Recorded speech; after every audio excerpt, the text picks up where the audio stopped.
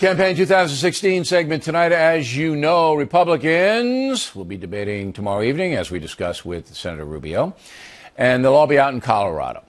New CBS poll causing some turbulence. Is Ben Carson now out in front, 26%. Look at that. Donald Trump, 22%. Marco Rubio, 8%. Jeb Bush, 7%. Carly Fiorina, 7%. Everybody else below 5%. Not a good place to be. Joining us from Washington, Kirsten Powers. So you, as a Democrat, do you see chaos in the Republican field? How do you assess it generally?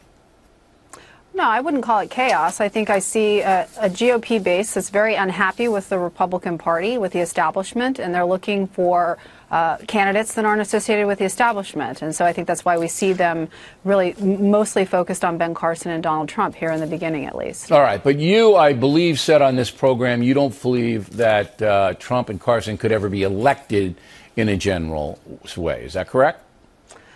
I think my expectation is that they're not even going to get the nomination. Why? Based on what?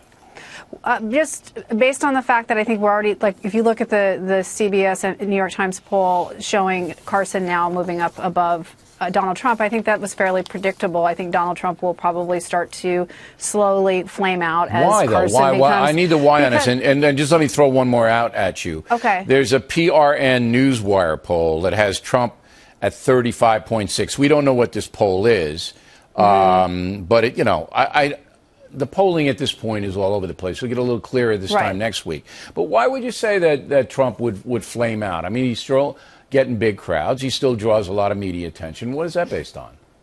Because I think that there's not enough there. I think he's entertaining. Come on, there. What does that mean? He's entertaining. And he's like watching a car crash, and I think that keeps everybody engaged. And he is very much an outsider, and he's very critical of the establishment, and I think that draws people to them. But it's hard for me to see him being somebody who actually gets the nomination. I just don't think that he's somebody who's putting forward really reasonable and specific plans. Things like, again, we go back to build the wall thing. It just isn't a plan.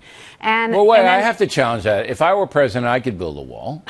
I know, Bill, but you can do anything. Thank you. I appreciate that. That's very comforting to hear. But I could build a wall. Calvin Coolidge could build a wall. Millard Fillmore, maybe Bill, not, but close. But I think you actually would give some specifics on how you were going to do it. Yeah, I'd use concrete, and I'd hire some construction firms. So, like that. Anyway, we can talk about the wall or not. Look, here's where I think you're making your mistake. I don't see him as being very substantive. Okay, you're looking at it from a beltway because you live down with all the pinheads in Washington. No, I'm not a beltway. If you go out to the hinterlands, and I will tell you where you hang out. Where I hang out. I was in St. Louis and Chicago. Chicago's not the hinterlands, but over the weekend, talking to the regular folks, Oktoberfest, with the Stein, singing the German songs. Yeah. Okay. Yeah. But what you fail to see is that this, and I had to tell this to Karl Rove last night, this is a different time in history.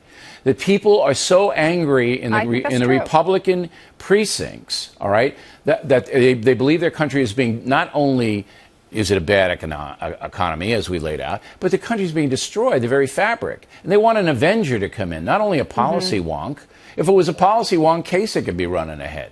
All right, they want an avenger. They want somebody who's going to really come in and stop the madness. I agree with all that. I just think that Marco Rubio could be that person. I don't think it has to be Donald Trump or Ben Carson. And I then think why isn't Rubio polling at 25%? Because I'm not sure that he won't be in the future. No, that's true. He's very articulate. He's very, very well versed. Yeah, but he's not there yet. He's not there yet. It's still very early, and we still have to let things sort of run their course. And so, look, I'm not saying that Trump could never be the nominee. I'm just saying my expectation is that he won't be. That doesn't mean he won't be. Yeah, and I think you're right. We are in a very different time. That's right. I don't think it's a normal election cycle. I don't either. I think that there's a lot of things going to happen, and that people like you